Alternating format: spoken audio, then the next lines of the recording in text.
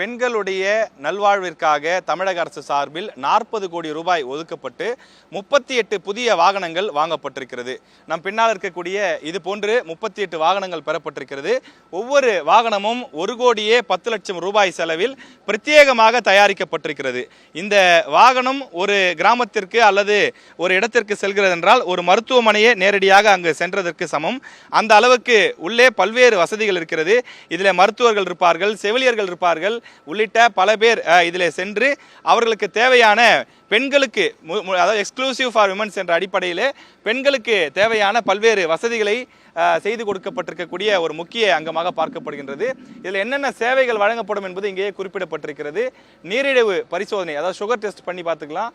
அதே மாதிரி பார்த்தீங்கன்னா உயர் இரத்த அழுத்தத்திற்கான பரிசோதனை, இரத்த சோகை கண்டறிதல், 30 வயதுக்கு குறைவாக இருக்கக்கூடிய அந்த பெண் குழந்தைகள் அதிகமாக இரத்த சோகை இருக்கும், எனவே அவர்களுக்கு கண்டறிவதற்கான வசதி இருக்கின்றது. இசிஜி பரிசோதனை, மார்பக புற்றுநோய் பரிசோதனை, கருப்பை வாய் புற்றுநோய்க்கான பரிசோதனை மற்றும் வாய் புற்றுநோய்க்கான பரிசோதனை உள்ளிட்ட பல்வேறு அம்சங்களை உள்ளடக்கிய இந்த வாகனம் தயாராக இருக்கின்றது. உள்ளே என்னென்ன வசதிகள் இருக்கிறது என்பதை நாம் தற்போது பார்க்க போகின்றோம்.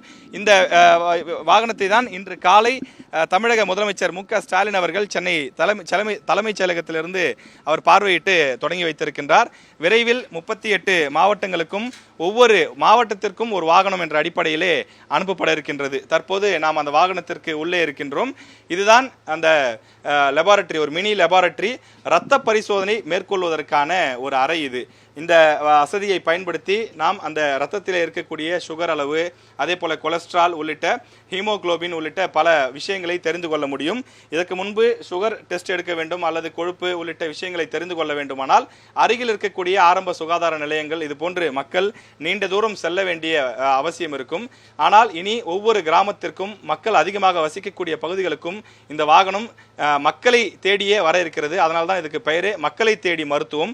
அந்த திட்டத்தின் கீழ் தான் பெண்களுக்கான இந்த வசதி ஏற்பாடு செய்து கொடுக்கப்பட்டிருக்கின்றது. இது தவிர இன்னும் பல வசதிகளும் இந்த வாகனத்திலே தயார் செய்து வைக்கப்பட்டிருக்கிறது.